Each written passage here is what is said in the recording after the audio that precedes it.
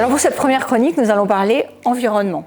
Alors quand on parle d'environnement, ce qui va venir à l'esprit de tout le monde, ça va être l'impact carbone de mon activité.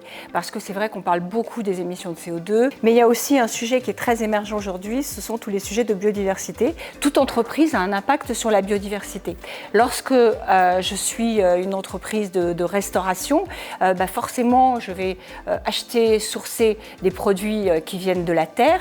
Et pour produire ces produits, on va mettre des intrants, des engrais, des pesticides qui vont nuire à la qualité de l'eau, à la qualité de la terre. J'ai un impact sur la biodiversité. Donc il faut avoir ça en tête et se dire quels sont mes impacts. Essayez d'identifier le mieux possible quels sont mes impacts en termes de CO2, en termes de biodiversité. Pour le CO2, vous avez une mesure d'impact qui est l'impact carbone, qui se fait grâce à un bilan carbone.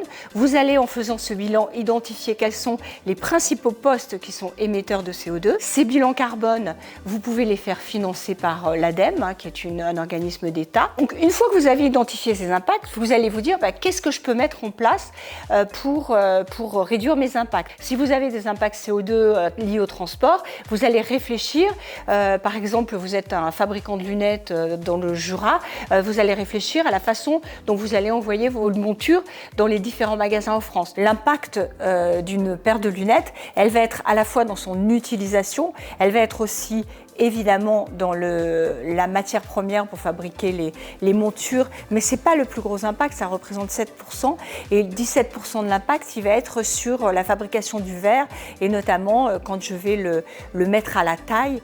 J'espère que vous aviez juste bien saisi les deux étapes qui sont bien identifier vos impacts, et ensuite trouver des actions pour les réduire en réfléchissant ensemble dans l'entreprise avec la vision sur vos impacts. Vos fournisseurs sont aussi de bons interlocuteurs pour réfléchir à la réduction de vos impacts.